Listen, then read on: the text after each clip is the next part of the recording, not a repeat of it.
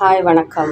நிறைய வீடுகளில் குடும்பத்தோட நிலவரம் என்ன, வரவு செலவு என்ன அப்படிங்கிறது குடும்பத் தலைவனுக்கு மட்டுமே நிறைய தெரியும். வேலைக்கு போகும் பட்சத்தில் பெண்களும் அதில் பங்கெடுத்துக்கிறதுனால நிறைய விஷயங்கள் அவங்களுக்கும் தெரியும்.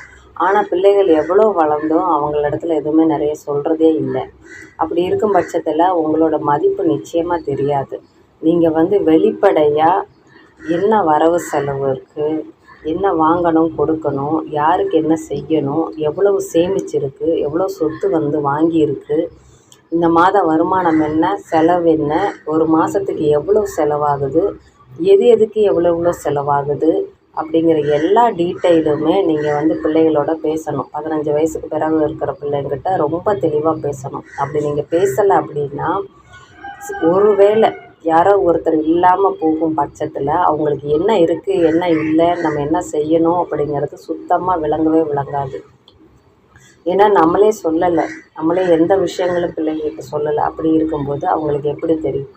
அதனால் தயவுசெய்து உங்களுடைய உள்ளறையில் என்னென்ன வாங்கியிருக்கு, எவ்வளவு கொடுத்துருக்கு, என்ன உங்கள் குடும்பத்தோட நிலவரம் என்னவோ அதை வெளிப்படையாக நீங்கள் தயவுசெய்து எழுதுங்க.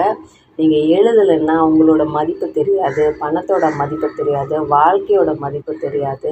இதெல்லாம் நீங்கள் தான் தயவுசெய்து சொல்லிக் கொடுக்கணும். இன்றைக்கி கூட நீங்கள் அதை பற்றி பேசலாம்.